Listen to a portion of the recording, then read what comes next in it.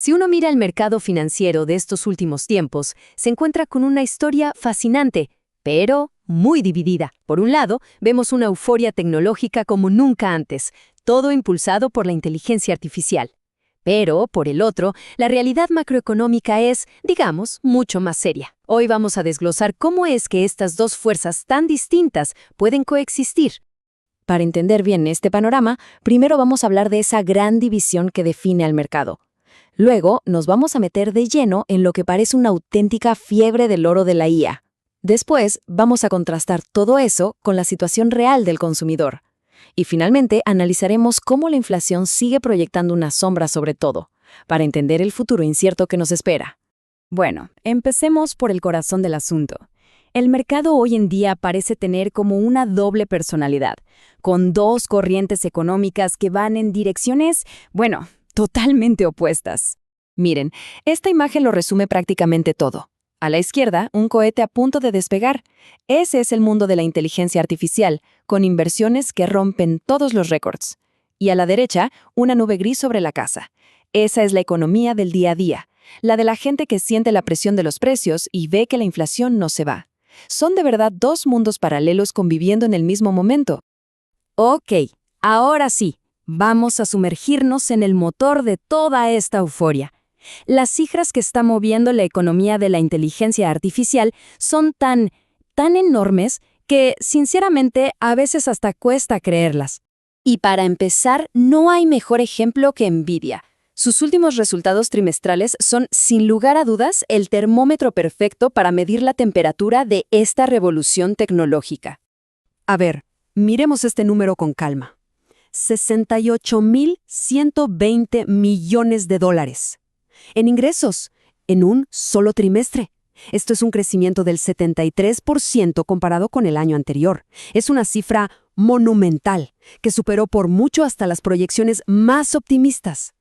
Pero aquí viene lo más revelador. El segmento de redes de la compañía creció, ojo, un 263%. Y esto que nos dice, algo súper importante, no es que solo estén vendiendo chips, no. Están construyendo todo el sistema nervioso de la inteligencia artificial, toda la infraestructura que necesitan los centros de datos del futuro. Y esta fortaleza se ve en todos lados. Los ingresos por centros de datos, que son el corazón de la IA, subieron un 75%. ¿Y el beneficio neto? Bueno, casi se duplicó, con un aumento del 94%. Estas cifras son la prueba de un dominio casi absoluto del mercado. Pero la historia no se queda solo en la bolsa. El capital privado, o sea, el dinero de inversionistas que no cotiza en bolsa, está entrando a la IA a un ritmo histórico. Y el caso más espectacular de todos es sin duda el de OpenAI. 110.000 millones de dólares. Lo voy a repetir, 110.000 millones de dólares. Esa es la cifra de la última ronda de financiación de OpenAI. Estamos hablando de una de las inyecciones de capital privado más grandes de toda la historia. Y lo más increíble es que esa inversión se hizo con una valuación de la compañía de 730.000 millones de dólares. Para que nos hagamos una idea, esa cifra es más grande que el Producto Interno Bruto de países enteros. Es una locura. ¿Y quiénes están detrás de esta apuesta gigantesca?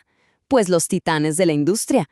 Como vemos aquí, Amazon, la misma Nvidia y SoftBank están metiendo decenas de miles de millones, y no solo como inversionistas, sino como socios estratégicos para definir el futuro de la inteligencia artificial. Muy bien, ahora vamos a hacer un giro de 180 grados. Dejemos por un momento la euforia de Silicon Valley y aterricemos en la economía real, la que afecta el bolsillo de la mayoría de la gente.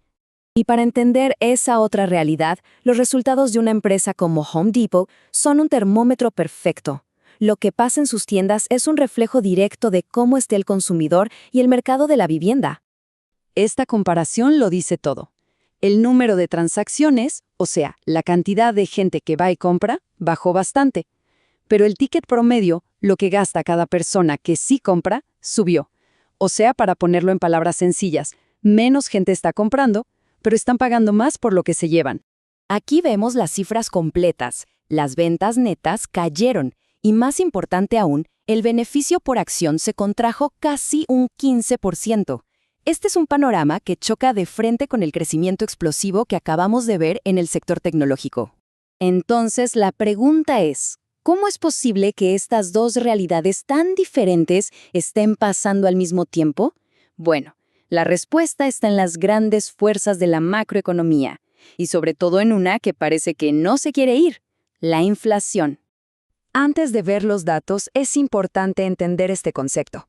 El índice de precios al productor, o IPP, mide cuánto les cuesta a las empresas producir sus bienes y servicios. Es como una señal temprana de la inflación, que tarde o temprano llega al consumidor final. Y aquí está la sorpresa del último mes. En enero, este índice subió un 0.5%, casi el doble de lo que esperaban los analistas. Esto es una clara señal de alerta. Nos dice que las presiones de precios en toda la cadena de producción siguen ahí, bien fuertes. Y claro, esta cifra tiene consecuencias inmediatas. Como dijo un funcionario de la Reserva Federal, estos datos tan firmes los obligan a ser mucho más cautelosos. Traducido, la esperanza que había de que bajaran las tasas de interés pronto prácticamente se ha esfumado. Bueno, y así llegamos a la conclusión. ¿Qué significa todo esto? Significa que estamos parados en una encrucijada, con dos caminos económicos que, por ahora, parecen ir en direcciones completamente opuestas. El punto clave es este. Por un lado, tenemos un sector tecnológico que invierte y crece a un ritmo que no se había visto nunca.